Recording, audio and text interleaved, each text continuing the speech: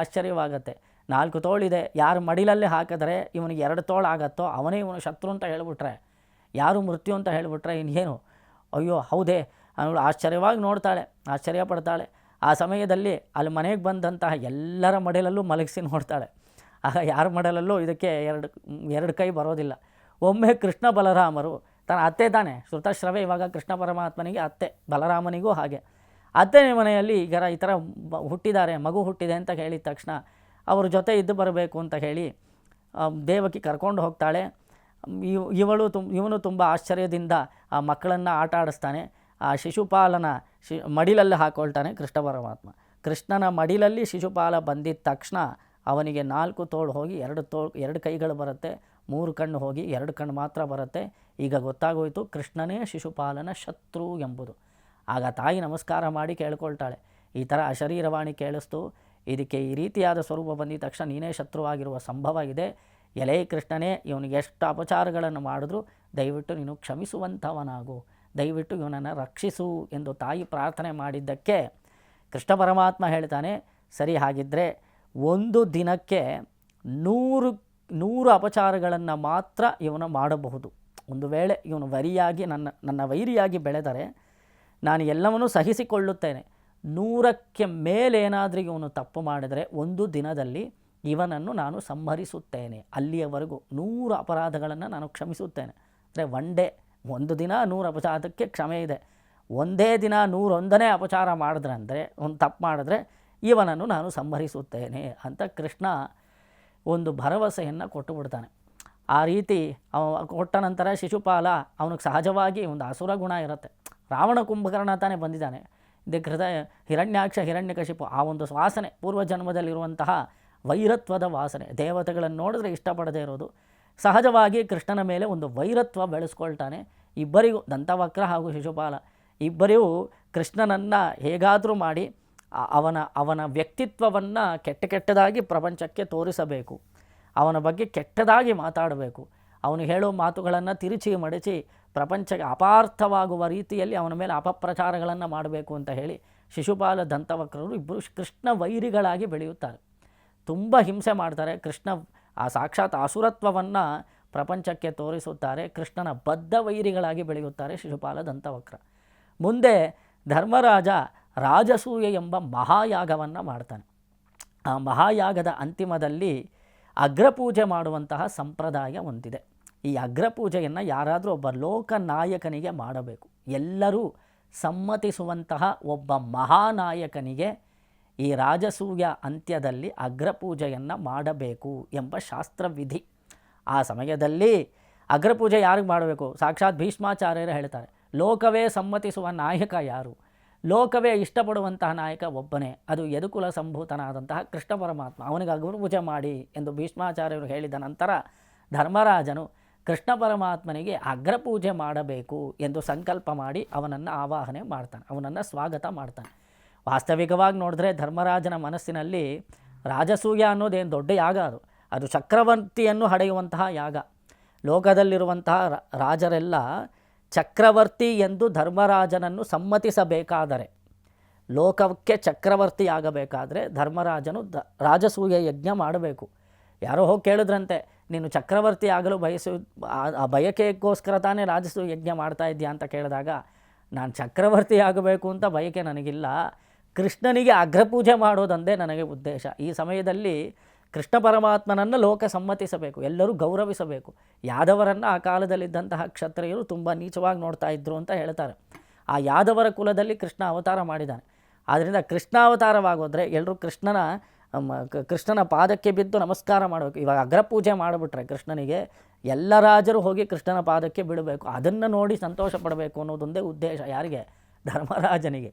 ಕೃಷ್ಣನಿಗೆ ಅಗ್ರಪೂಜೆ ಮಾಡುವ ಸಲುವಾಗಿ ನಾನು ರಾಜಸೂಯ ಯಜ್ಞವನ್ನು ಮಾಡ್ತಾ ಇದ್ದೇನೆ ಅಂತ ಧರ್ಮರಾಜ ಹೇಳ್ತಾನೆ. ಆ ರೀತಿ ಕೃಷ್ಣ ಪರಮಾತ್ಮನಿಗೆ ಅಗ್ರಪೂಜೆ ಮಾಡಬೇಕು ಎಂಬ ವಿಷಯವನ್ನು ಸಹದೇವ ತಿಳಿಸ್ತಾನೆ. ಅಲ್ಲಿರುವಂತಹ ಎಲ್ಲ ರಾಜರು ಸಮ್ಮತಿಸ್ತಾರೆ. ಆದರೆ ಯಾರು? ದುರ್ಯೋಧನಾದಿಗಳೆಲ್ಲ ಪ್ರತಿಭಟಿಸ್ತಾರೆ.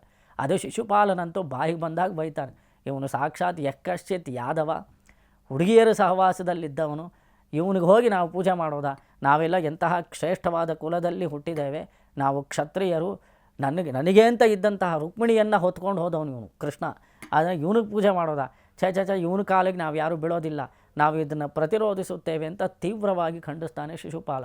ಅಲ್ಲಿ ದೊಡ್ಡ ಗದ್ದಲ ಏರ್ಪಟ್ಟು ಬಿಡತ್ತೆ, ಅಲ್ಲೆಲ್ಲ ಗಲಾಟೆ ಮಾಡ್ತಾರೆ. ಕೃಷ್ಣನ ಪರಮಾತ್ಮ ಕೂಡ ಅವನಿಗೆ ತಾಂಬೂಲವನ್ನು ಕೊಟ್ಟಿರ್ತಾರೆ. ತಟ್ಟೆಯಲ್ಲಿ ಅಗ್ರಪೂಜೆ ಮಾಡಬೇಕಾದ್ರೆ ಅವನ ಕೈಯಲ್ಲಿ ತಟ್ಟೆ ಕೊಟ್ಟು ಅದರಲ್ಲಿ ಎಲೆ ಅಡಿಕೆ ತಾಂಬೂಲವನ್ನು ಕೊಟ್ಟಿರ್ತಾರೆ. ಆ ಅಡಿಕೆ 100 ಇರುತ್ತೆ, ಎಲೆ 100 ಇರುತ್ತೆ. ಅದನ್ನು ಒಂದೊಂದೇ ಅಡಿಕೆ ಎಲೆಗೆ ಸೇರಿಸ್ತಾ ಇರ್ತಾನೆ ಕೃಷ್ಣ. ಇವನು ಮಾಡೋ ಒಂದೊಂದು ತಪ್ಪು ಶಿಶುಪಾಲನದ್ದು. ಆ ಒಂದು ದಿನ 100 ಅಡಿಕೆ 100 ಎಲೆಯಲ್ಲಿ ಸೇರಿಸ್ತಾನೆ. 100 ಅಪರಾಧಗಳಾಗೋಯಿತು. 101ನೇ ತಪ್ಪನ್ನು ಶಿಶುಪಾಲ ಮಾಡಿದ ತಕ್ಷಣ ಕೈಯಲ್ಲಿರುವಂತಹ ತಟ್ಟೆಯನ್ನೇ ಚಕ್ರಾಯುಧವಾಗಿ ಶಿಶುಪಾಲನ ಮೇಲೆ ಪ್ರಯೋಗ ಮಾಡ್ತಾನೆ ಕೃಷ್ಣ. ಆ ಚಕ್ರಾಯುಧ ಹೋಗಿ ಶಿಶುಪಾಲನ ತಲೆಯನ್ನು ಕತ್ತರಿಸಿ ಬಿಡುತ್ತದೆ. ಮುಂದೆ ದಂತವಕ್ರನನ್ನು ಇದೇ ರೀತಿ ಕೃಷ್ಣ ಬಲರಾಮರು ಸಂಹಾರ ಮಾಡ್ತಾರೆ. ಈ ಶಿಶುಪಾಲನನ್ನು ವಧಿಸಿದ ನಂತರ ಅಲ್ಲಿರುವಂತಹ ರಾಜಸೂಯ ಯಜ್ಞಕ್ಕೆ ಬಂದಂತಹ ರಾಜರಲ್ಲಿ ಕೋಲಾಹಲವಾಗಿಬಿಡತ್ತೆ. ಇದೇನಿದು ಅಗ್ರಪೂಜೆ ಅವಾಂತರ ನಡೀಬೇಕಾದ್ರೆ ಈ ರೀತಿ ಆಗೋಯ್ತಲ್ಲ ಅಂತ ಧರ್ಮರಾಜನಿಗೂ ತುಂಬ ಆಶ್ಚರ್ಯವಾಗತ್ತೆ. ಎಲ್ಲರೂ ಹಾಗೆ ನೋಡ್ತಾ ಇರಬೇಕಾದ್ರೇ, ಅಯ್ಯೋ ಎಲ್ಲರೂ ಗಮನಿಸುತ್ತಿರುವಂತಹ ಸಮಯದಲ್ಲೇ ನೋಡುತ್ತಲೇ ಶಿಶುಪಾಲನಲ್ಲಿದ್ದಂತಹ ಒಂದು ಜ್ಯೋತಿ ಆತ್ಮ ಕೃಷ್ಣ ಪರಮಾತ್ಮನ ಪಾದಕ್ಕೆ ಸೇರೋದನ್ನು ಎಲ್ಲರೂ ಗಮನಿಸ್ತಾರೆ. ಎಲ್ರಿಗೂ ಆಶ್ಚರ್ಯವಾಗಿಬಿಡತ್ತೆ. ಶಿಶುಪಾಲನಿಗೆ ಕೃಷ್ಣ ಮೋಕ್ಷ ಕೊಟ್ಟುಬಿಟ್ಟ. ಅಂತಹ ಬೈತಾ ಇದ್ದಂತಹ ಕೃಷ್ಣ ವೈರತ್ವವನ್ನೇ ಮೈಗೂಡಿಸಿಕೊಂಡು ಅವಾಚ್ಯ ಶಬ್ದದ ಮೂಲಕ ಕೃಷ್ಣನನ್ನು ಬೈಗುಳದ ಸುರಿಮಳೆ ಮಾಡ್ತಾ ಇದ್ದಂತಹ ಶಿಶುಪಾಲನಿಗೆ ಪರಮಾತ್ಮ ಮೋಕ್ಷ ಕೊಟ್ಟನ. ಕೃಷ್ಣನ ಪಾದಾರವಿಂದಗಳಲ್ಲಿ ಶಿಶುಪಾಲನ ಆತ್ಮ ಹೋಗಿ ಸೇರಿಕೊಳ್ತು ಅಂತ ಹೇಳಿದ್ರೆ ಇದೆಂಥ ಆಶ್ಚರ್ಯ. ಅಲ್ಲಿ ಸಭೆಯಲ್ಲಿದ್ದಂಥವರೆಲ್ಲ ತುಂಬ ಆಶ್ಚರ್ಯವಾಗಿ ನೋಡ್ತಾರೆ. ಆ ಸಮಯಕ್ಕೆ ಸರಿಯಾಗಿ ನಾರದರು ಅಲ್ಲಿ ಆಗಮನಿಸ್ತಾರೆ. ಅಲ್ಲಿ ಧರ್ಮರಾಜ ಕೆಲವು ಪ್ರಶ್ನೆಗಳನ್ನು ಕೇಳ್ತಾರೆ. ನಾರದರೇ, ನನಗೊಂದು ಸಂದೇಹವಿದೆ. ಲೋಕದಲ್ಲಿ ನಾವು ಕೃಷ್ಣನ ಪಾದ ಸೇರಿಕೊಳ್ಬೇಕು ಅಂದರೆ ಎಷ್ಟೋ ಉಪಾಯಗಳಿದೆ ನೋಡಿ. ಭಕ್ತಿ, ಶರಣಾಗತಿ ಇತ್ಯಾದಿ ಉಪಾಯಗಳೆಲ್ಲ ಇದೆ. ಕೃಷ್ಣನನ್ನು ಸ್ಮರಿಸಬೇಕು, ಕೃಷ್ಣನನ್ನು ಪ್ರೀತಿಸಬೇಕು. ಮೊದಲನೇದಾಗಿ ಭಕ್ತಿ ಅಂದರೆ ಏನರ್ಥ? ಪ್ರೇಮ ಅಂತ ಅರ್ಥ. ನಾವು ಯಾವುದನ್ನು ಉದ್ದೇಶವಾಗಿಟ್ಟುಕೊಳ್ಳದೆ ಪರಮಾತ್ಮನಿಗೋಸ್ಕರ ಪರಮಾತ್ಮನನ್ನು ಪಡೆಯುವ ಒಂದೇ ಉದ್ದೇಶದಿಂದ ಪರಮಾತ್ಮನಿಗೆ ನಾವು ಸ್ತೋತ್ರ ಮಾಡಿದಾಗ ಅವನನ್ನು ತುಂಬ ಪ್ರೀತಿಸುವುದೇ ಭಕ್ತಿಯಾಗತ್ತೆ. ಆ ಭಕ್ತಿ ಮಾರ್ಗದ ಮೂಲಕ ಪ್ರಪಂಚ ಕೃಷ್ಣನನ್ನು ಪಡೆದುಕೊಳ್ಳತ್ತೆ. ಆದರೆ ಈ ಶಿಶುಪಾಲ ಹುಟ್ಟಿದಾಗಿಂದ ಇಲ್ಲಿ ಹೋಗೋ ಪರ್ಯಂತ ಬರೀ ಕೃಷ್ಣ ವೈರತ್ವವನ್ನೇ ಮಾಡ್ದ, ವೈರಿಯಾಗಿದ್ದ, ಅಸುರ ಸ್ವಭಾವದಿಂದ ಕೂಡಿದವನಾಗಿದ್ದ. ಇಂಥವನಿಗೂ ಕೃಷ್ಣ ಮೋಕ್ಷ ಕೊಟ್ಟ ಅಂತ ಹೇಳಿಬಿಟ್ರೆ ನಾಳೆ ಲೋಕ ಏನು ಮಾಡುತ್ತೆ? ಹಾಗಿದ್ದರೆ ನಾವು ವೈರಿಗಳಾಗಿದ್ದರೂ ಪರವಾಗಿಲ್ಲ, ಕೃಷ್ಣ ಮೋಕ್ಷ ಕೊಟ್ಬಿಡ್ತಾನೆ ಅಂತ ಹಾಗೆ ಹೋಗೋ ಸಾಧ್ಯತೆಗಳಿದೆಯಲ್ಲ, ಇದು ಹೇಗೆ ಎಂದು ಧರ್ಮರಾಜ ಕೇಳಿದಾಗ ನಾರದರು ಹೇಳ್ತಾರೆ, ಈ ಶಿಶುಪಾಲನ ಆತ್ಮ ಕೃಷ್ಣ ಪಾದವನ್ನು ಸೇರ್ಕೊಳ್ಳೋದಕ್ಕೆ ಒಂದು ಕಾರಣ ಇದೆ. ಅದೇನು ಅಂದರೆ ಇವರೆಲ್ಲ ಶಾಪಗ್ರಸ್ತರು. ಇವರು ಹಿಂದೆ ವೈಕುಂಠ ದ್ವಾರಪಾಲಕರಾಗಿದ್ದಾಗ ಸನಕ ಸನಂದನಾದಿ ಬ್ರಹ್ಮಮಾನಸರ ಪುತ್ರ ಅವರ ವಿಷಯದಲ್ಲಿ ಅಪಚಾರ ಮಾಡಿದ್ರಿಂದ ಇವರಿಗೆ ಈ ರೀತಿಯಾದ ಕೆಟ್ಟ ಜನ್ಮ ಪ್ರಾಪ್ತವಾಯಿತು. ಈಗ ಶಾಪ ವಿಮೋಚನೆ ಕೃಷ್ಣ ಮಾಡಿದ್ದಾನೆ. ಇವರು ಜಯವಿಜಯರು ಅವರವರ ಸ್ಥಾನಕ್ಕೆ ಹೊರಟಿದ್ದಾರೆ. ಅದೇ ಕೃಷ್ಣ ಅವರ ಶಾಪವನ್ನು ವಿಮೋಚನೆ ಮಾಡಿ, ಶಿಶುಪಾಲನಲ್ಲಿದ್ದಿದ್ದು ಜಯ ತಾನೆ, ದಂತವಕ್ರನಲ್ಲಿದ್ದಿದ್ದು ವಿಜಯ. ಅವರಿಬ್ಬರನ್ನು ಸಂಹರಿಸುವುದರ ಮೂಲಕ ಅವರಿಗೆ ಏರ್ಪಟ್ಟಿದಂತಹ ಶಾಪವನ್ನು ವಿಮೋಚನೆ ಮಾಡಿ ಅವರಿಗೂ ಕೃಷ್ಣ ಪರಮಾತ್ಮ ಮೋಕ್ಷವನ್ನು ಕೊಟ್ಟಿದ್ದಾನೆ ಎಂದು ನಾರದರು ಆ ಸಭೆಯಲ್ಲಿ ಪ್ರಶ್ನೆ ಮಾಡಿದಂತಹ ಧರ್ಮರಾಜನಿಗೆ ಅವನ ಸಂದೇಹಕ್ಕೆ ಪರಿಹಾರವನ್ನು ಸೂಚಿಸುತ್ತಾರೆ. ಈ ಕಥೆಯ ಮೂಲಕ ನಾವು ತಿಳ್ಕೊಳ್ಳೋದೇನು ಅಂತ ಕೇಳಿದ್ರೆ, ಅವನು ಕೃಷ್ಣನಾಗಿದ್ದಾಗಲೂ ಸಹ ಪ್ರಭುವಾದ ಕಾರಣ ಸಮರ್ಥ, ದೇವತೆಗಳಿಗೂ ಅನುಗ್ರಹ ಮಾಡಲು ಸಮರ್ಥನು, ಜೊತೆಗೆ ಅವತಾರ ಸ್ವರೂಪದಲ್ಲಿದ್ದಾಗಲೂ ಸಹ ಶಾಪ ವಿಮೋಚನೆ ಮಾಡಲು ಸಮರ್ಥನು. ಈ ಅಸುರನಾಗಿ ಹುಟ್ಟಿದಂತಹ ಈ ಶಿಶುಪಾಲ ದಂತವಕ್ರನ್ನು ಸಂಹರಿಸುವುದರ ಮೂಲಕ ಅವರ ಶಾಪವನ್ನು ವಿಮೋಚನೆ ಮಾಡ್ತಾನೆ. ಅಷ್ಟು ಮಾತ್ರ, ಈ ಸಂದರ್ಭದಲ್ಲಿ ಮಾತ್ರ ಅಲ್ಲ, ಎಷ್ಟೋ ಸಂದರ್ಭಗಳಲ್ಲಿ ಯಮಳಾರ್ಜುನ ಭಂಜನಃ ಅಂತ ಕೃಷ್ಣ ಪರಮಾತ್ಮನನ್ನು ನಾವು ಕೊಂಡಾಡ್ತೇವೆ. ಹೌದು, ಆ ಕೃಷ್ಣ ಪರಮಾತ್ಮನನ್ನು ಕಟ್ಟಿ ಹಾಕಿಬಿಡ್ತಾಳೆ ಯಶೋದೆ.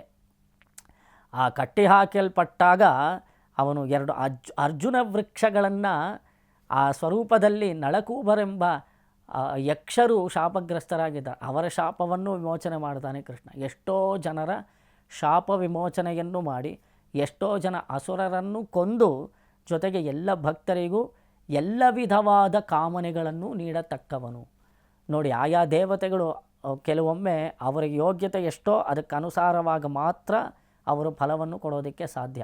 ಆದರೆ ಕೃಷ್ಣನ ಯೋಗ್ಯತೆ ಅದು ಯೋಗ್ಯತೆ ಇಷ್ಟು ಅಂತ ಹೇಳೋದಕ್ಕೆ ಸಾಧ್ಯವಿಲ್ಲ. ನೋಡಿ, ಅವನು ವ್ಯಾಪಕನಾಗಿರುವ ಕಾರಣ ಎಲ್ಲ ವಿಧವಾದ ಪುರುಷಾರ್ಥಗಳನ್ನು ದಯಪಾಲಿಸುವರಲ್ಲಿ ಸಮರ್ಥನಾದ ಕಾರಣ ಅವನನ್ನು ಪ್ರಭು ಎಂದು ಕರೆಯುತ್ತಾರೆ. ಧರ್ಮ ಅರ್ಥ ಕಾಮ ಮೋಕ್ಷ ಚತುರ್ವಿಧ ಪುರುಷಾರ್ಥಗಳನ್ನು ಪರಮಾತ್ಮ ದಯಪಾಲಿಸ್ತಾನೆ.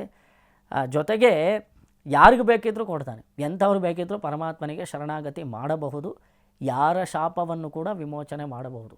ವಾಸುರನ ಶಾಪವಾಗಲಿ, ಯಕ್ಷನ ಶಾಪವಾಗಲಿ, ಗಂಧರ್ವನ ಶಾಪವಾಗಲಿ, ದೇವತೆಗಳ ಶಾಪ, ಯಾರಿಗೆ ಬೇಕಿದ್ರೂ ಶಾಪ ವಿಮೋಚನೆ ಮಾಡಬಹುದು. ಯಾರ ಬೇಕಿದ್ದರೂ ದೇವರಿಗೆ ಶರಣಾಗತಿ ಮಾಡಬಹುದು. ಎಷ್ಟು ಫಲಗಳನ್ನು ಬೇಕಿದ್ದರೂ ಪರಮಾತ್ಮ ಕೊಡಬಹುದು ಎಂಬುದನ್ನು ನಾವು ಇಲ್ಲಿ ಗಮನಿಸಬಹುದು. ಆದ್ದರಿಂದ ವೇದವ್ಯಾಸರು ವಿಷ್ಣು ಸಹಸ್ರನಾಮದಲ್ಲಿ ಪ್ರಭವೇ ನಮಃ ಎಂದು ಕೃಷ್ಣ ಪರಮಾತ್ಮನನ್ನು ಕೊಂಡಾಡ್ತಾರೆ. ಲೋಕಕ್ಕೆ ಪ್ರಭುವಾದವನು ಅಂದರೆ ಲೋಕಕ್ಕೆ ಸರ್ವ ವಿಧವಾದ ಇಷ್ಟಾರ್ಥಗಳನ್ನು ನೀಡುವಂತಹವನು, ಸರ್ವ ವಿಧವಾದ ಫಲದಾಯಕನು ಎಂದು ಇದರ ಅರ್ಥ. ಶ್ರೀಮತೆ ರಾಮಾನುಜಾಯ ನಮಃ.